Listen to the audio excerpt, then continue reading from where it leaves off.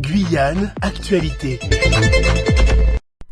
Sur Radio Pays, nous sommes en direct pour la clôture de ce salon du tourisme 22e édition. Nous sommes avec une des vice-présidentes du comité du tourisme, Yolande Milzinc. Bonsoir. Bonsoir tout le monde, bonsoir les auditeurs et ravi d'être là pour faire une conclusion sur ce magnifique salon. Vous l'avez vu en introduction, Jules Déhy, le maire de Papaïcheton, président du parc amazonien de Guyane. On va faire le point également puisqu'il est venu, il a fait le déplacement spécialement pour ce salon du tourisme. Yolande Milzinc, un mot sur la fréquentation. Pas mal de monde finalement, on ne bat pas tous les records mais on est pas mal. Ben écoutez, pour un salon exceptionnel, nous sommes quand même à plus de 6500 visiteurs. Sachant que nous avons fait un focus uniquement sur les acteurs du tourisme pour faire visiter le pays localement. Donc on n'avait pas ceux de l'extérieur, nos voisins. Et donc c'est vraiment un score d'excellence, je dirais, et que les Guyanais ont démontré qu'ils avaient envie de mieux découvrir toutes les richesses de leur pays. Franchement, je suis très fière de cette fréquentation. Merci beaucoup Yolande Milzinc pour ce point, avec donc Jules Déhy également, le maire de Papaïcheton, décidément à chaque fois je la fais. Jules Déhy, bonsoir. Bonsoir à vous. Vous avez fait donc le déplacement pour ce salon du tourisme. C'est un atout pour une commune aussi comme Papaïcheton d'avoir des exposants ici présents.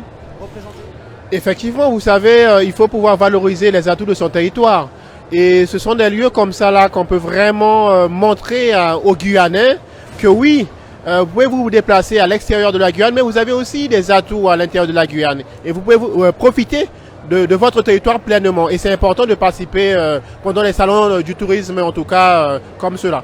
Vous qui êtes vice-président de la CCOG, premier VP de la communauté commune de l'Ouest guyanais et président du parc amazonien, le fait que la nature soit valorisée dans ce salon, c'était un bon point pour vous?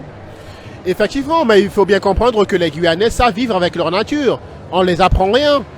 Depuis des décennies, des générations, ils ont le savoir pour vivre avec leur nature. Donc maintenant, il y a, on va dire, des réglementations, etc. Mais les Guyanais savent comment vivre avec leur nature. Dernière question, comment favoriser justement le tourisme sur Papaïcheton, faire venir les gens traverser justement cette Amazonie et cet enclavement dont on parle beaucoup ces temps-ci? Le tourisme aussi, il faut faire attention aussi avec le déplacement. Qui dit tourisme, il y a déplacement. Donc pour se déplacer, les poids de l'enclavement aussi, c'est un coût pour les tourismes là. Donc ça peut freiner aussi. Et c'est là qu'il faut, il y a un jeu à jouer pour essayer de réduire ce coût-là. Mais comment faire? Et c'est là que vient en scène le désenclavement du territoire. Prochaine étape pour le désenclavement, c'est quoi? Mais actuellement, il y a un travail qui se fait. Et j'espère bien que ça va mobiliser l'ensemble des acteurs de la Guyane, femmes comme hommes, pour vraiment avoir cet objectif commun qui est le développement du territoire de l'ensemble de la Guyane. Les 22 communes puissent être reliées avec une route. Voilà. Merci beaucoup Julie. Oui, Yolande Milzinc. Oui, je voulais déjà bien sûr remercier tous les acteurs, les exposants, remercier vraiment ceux qui viennent de loin. Le pays est grand, il est riche, mais surtout aussi dire que s'il y a un goût passé, dans 7 mois, donc au mois d'avril, nous aurons le prochain salon du tourisme de la Guyane. Dans moins d'un an sur le coup. Pardon? Moins d'un an sur le coup. Tout à fait, ça nous fera 2 salons dans moins d'un an parce que vous savez celui-ci qui a été placé sur le mois de septembre a été un salon d'exception pour rattraper, si vous voulez, les 2 ans et demi où que tout était fermé et que c'était un secteur d'activité lourdement touché, frappé. Donc voilà, on a réparé un peu les choses et on prendra le cours habituel du fameux calendrier du mois d'avril. Voilà. Merci beaucoup Yolande Milzinc. Et allez, on va montrer quelques images justement de ces stands, c'est la clôture. Voilà, on range après 2 jours et demi donc, de salon. C'est la fin, c'est le moment de se détendre justement. Ben voilà, on a des élus justement de la CTG. Christiane Barbe, bonsoir Madame Barbe, en direct sur Radio Pays. Comment ça s'est passé ce salon? On vous a vu présente sur les 3 jours. Ben, c'était un très beau salon.